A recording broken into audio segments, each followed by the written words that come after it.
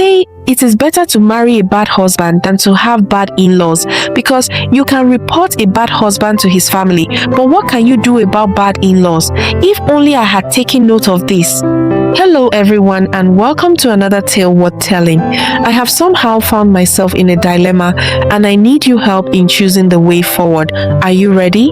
Let's go. We lived in the same compound with our landlord. They were a couple in their late 50s. They had 3 children. The building had 4 apartments and each child had been assigned to one, while they all lived together in the last one. Our flat belonged to their first son, Obinna, and my family paid rent directly to him. He was very easygoing. He gave us his account details and we transfer on the 30th day on each month unfailingly. My father never missed it. If we paint the house, Obinna would deduct the cost and tell us to pay the balance. If we called the plumber, Obinna would pay for it, and if we pay, he would deduct it from our rent. But you see, his sisters. I have never seen ladies who like fight more than trouble. They were always having issues with their tenants. They will ask for advance payments, they will ask for cash instead of transfers, and they would always give quit notices and outrageously increase. I am telling you that there was a time they locked their tenants out of the house and they had to sleep in our living room till it was resolved. Those girls are mean, I tell you. Especially the eldest one, Auntie Ada. She was married for 3 years, but we heard her wickedness did not let her stay there. They said she held her father-in-law by his collar because he asked her about fertility issues. Do you know the old man fell down and broke his leg, and that is how they bundled her back for us? Oh, I really pity her tenants because she doesn't work and monitors her tenants all day. The parents had a big cocoa farm in their village and that was their source of livelihood. My people, everything started when I graduated from school. I was already putting my resume when my parents called me into their room. I knew it was serious when I saw them using their eyes to talk. I sat there worried. Dad, what is it? I said. It was then my mom blurted out, Obinna wants to marry you. What? Which Obinna? I hope it is not our landlord. My brothers and sisters, behold, it was the very Obinna O. My younger sister Ify told me Obinna had come with his parents several times to visit bearing gifts, but it was only 2 weeks ago they said what was on their mind. Obinna, marry me? Wait, I had never thought of him that way. I don't even have his number. The few times we met, it was purely respect.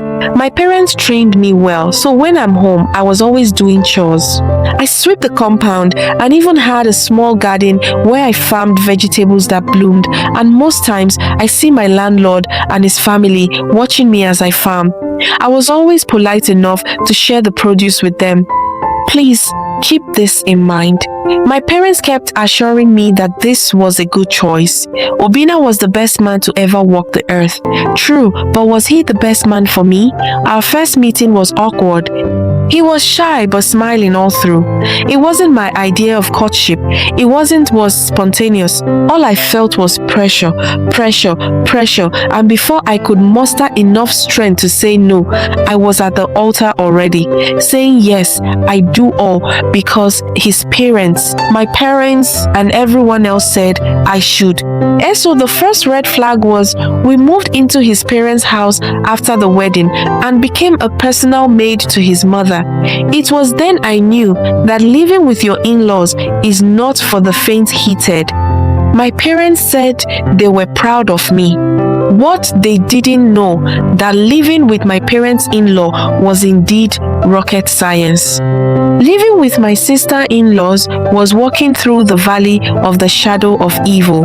Those girls, so many times I would look at my family smiling at me across the compound, and all I could do was smile back. But the truth is, what Obinna's family really needed was a slave.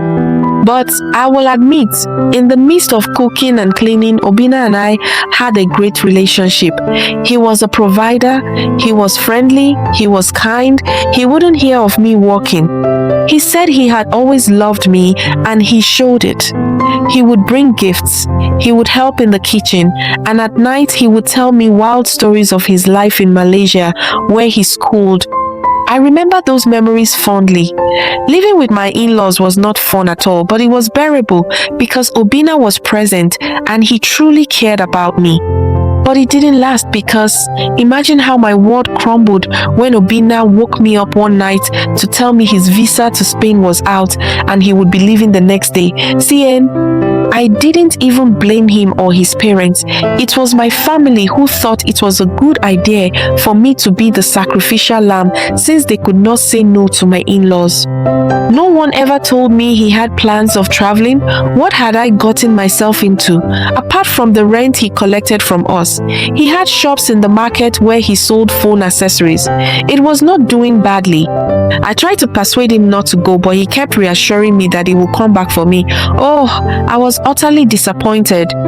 Then he confessed to me that he told me he had taken a loan for his business and the loan sharks have begun to press him for the money. He looked in my eyes and held then begged me to wait for him. It was heart-wrenching to watch him leave. He left me with nothing but promises, nothing but empty promises. His sister immediately took over his shop and our house. You know what that means. Just keep watching. See, when people ask, how do you know you have been to hell? It is when you have Auntie Ada and Auntie Chidinma as our sister-in-laws and Mommy Okafo as a mom-in-law. Their dad was calm, just like Obinna, but since he could not stand up to the women in this house, I would wake up early and clean the house before everyone wakes up, and this is after a talking to Obinna at night and him reassuring me that he would soon be together. It wasn't up to a month that Obinna left that I discovered I was pregnant. Being pregnant, I had to stop working like a boxer the horse in Animal Farm. You know how pregnancy gives you a special dose of laziness. I could no longer cater to the family. I had not spoken to Obinna in 2 weeks. I needed to speak to my mother. She didn't know I was pregnant. But Mama did not care that I was sickly and tired. She insisted that I should wash her clothes. I think I'm pregnant, Mama. I told her, oh my goodness, if you all see the look Mama gave me, not a single congratulations. She laughed scornfully and called her girls. Anoli is pregnant. Ooh. After I warned Obinna, he still impregnated this girl. Eso, who will take care of who now? The sisters began to trouble me. We married you here to help us. You cannot come and give us stress. If not, go back to your house, they said. It wasn't even the chores that made me hate living there. It was the insults from his sisters. Auntie Ada would shout, where is that tenant that upgraded to landlord? In the most condescending way. They will all laugh. They will not feed me. They did not register me at the hospital.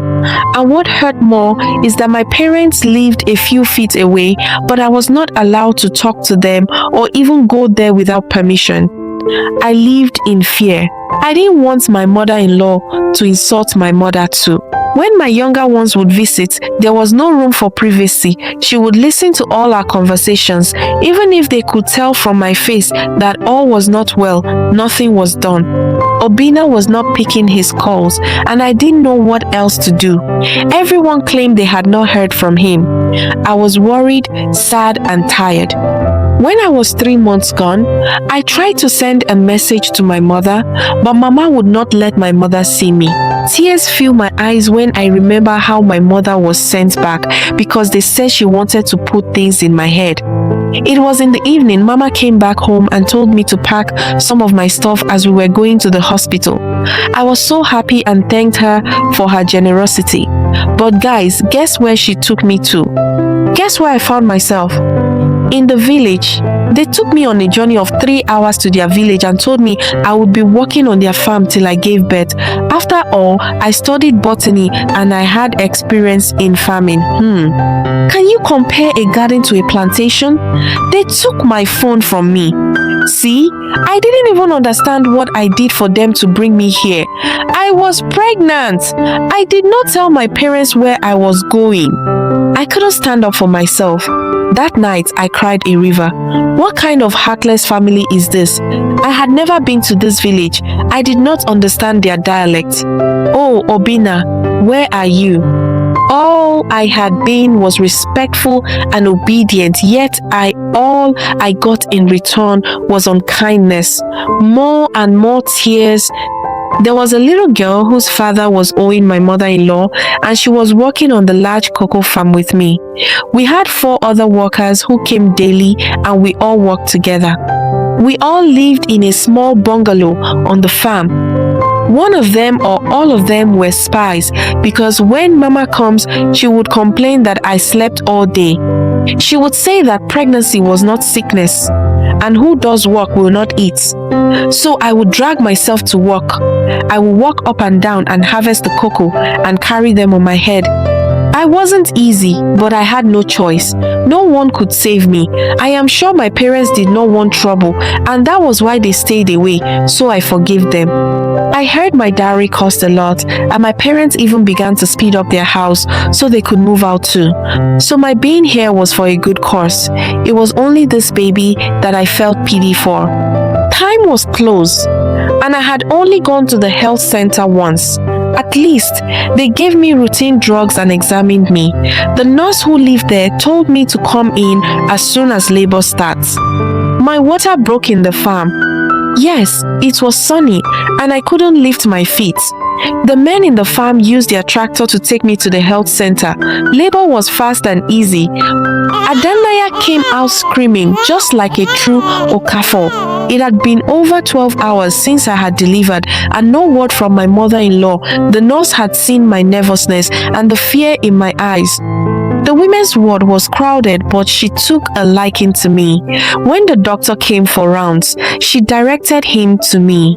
Mrs. Okafor, the doctor said to me, "Your daughter is doing well and you are healing fine, but you looked worried." I didn't want to say anything at first. My in-laws were very powerful in this village. Many people knew them. I heard they had sent payment for the delivery, but they didn't come to see me. I was determined not to take the baby back to that farm. It was the doctor's second visit that I asked him to use his phone to call my parents. I needed to get out of here. Oh, the joy I felt when my mother picked the call. "Mama," I said, "it is your child, Anuli," my mother screamed. I heard my father's voice. "Annie," that was the pet name he gave me. We rejoiced. Then he said something that gave me confidence. He said, "Marriage is not a prison. Tell me where you are, my daughter, and let me bring you home."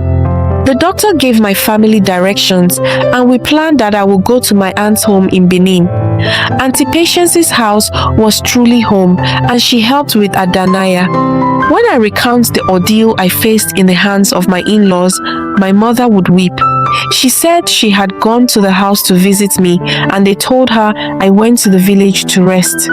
She was relieved because she knew all the housework I was doing. She did not know that my suffering had entered season 2. Imagine her daughter, a graduate from the university, who should be working but was humiliated in marriage. She cried and cried. They never knew how bad the ill treatment was because Obinna had assured them severally that I was in safe hands before he left. So when my in-laws asked my parents about me, it was a heated argument and Auntie Ada drove them out. Thank God our house was completed and they just moved in. When I arrived in Benin, I tried to trace Obinna. I looked for him all over social media. No way. I was scared. I knew he may have remarried for papers or even love, but for the brief moments we were married, for the daughter we shared, I missed him. I hope he hadn't passed. 5 years had gone by. I was working at research lab at the city center, and this is where I met Emeka. Okay, let me tell you about Emeka. Emeka was supposed to be a reverend father. He was the only child of his parents, and even though they were staunch Catholics, his mother was worried about him being in the monastery, and when he finally left after a fallout with a priest. He is a geneticist and came to work in our lab. He was very friendly and playful, and it wasn't long before we became close friends. His mother was so happy to meet me and my Adanaya. She had spoken to me about her son adopting Adanaya. Who wouldn't love my baby? She was very calm and bright. When Emeka met me, there was no instant connection, but he was very interested in me. I was even worried about his family, but his mother was so warm to me. He lost his dad while he was in the seminary. I was really trying to take things slow, but he and his mother came to find my parents with bottles of wine. It's been 7 years since I left the farm. 7 years. I woke up from that nightmare and it was like yesterday. Everyone agreed it was time to take the bold step. It was a Saturday morning of my second wedding. I stood in front of the priest again. This time, it was Emeka beside me. This time, I was matured. I knew what I wanted, and I wasn't scared. Who has anything against this marriage? Speak now, or forever hold your peace. Almost instantly, there was commotion at the back. I turned. It's Obinna in flesh and blood, walking towards the front. I stood like a statue, my mouth opened in shock. He walked towards me, no regard for Emeka beside me or even the priest. He looks into my eyes, as gentle and calm as I knew him to be. "Annie," he said, "I've been in jail all these years. I'm out now. I've missed you so much. I know you have been through a lot. I'm so sorry. Mama is terminally ill in the hospital." He stretches his hands to me. "Where's Adanaya? Get her. Let's go." Here am I, my dear viewers. This story is leading to this question. Should I stay or should I go? My Obim or Emeka? Please be quick and tell me the answer in the comments. Time is of the essence.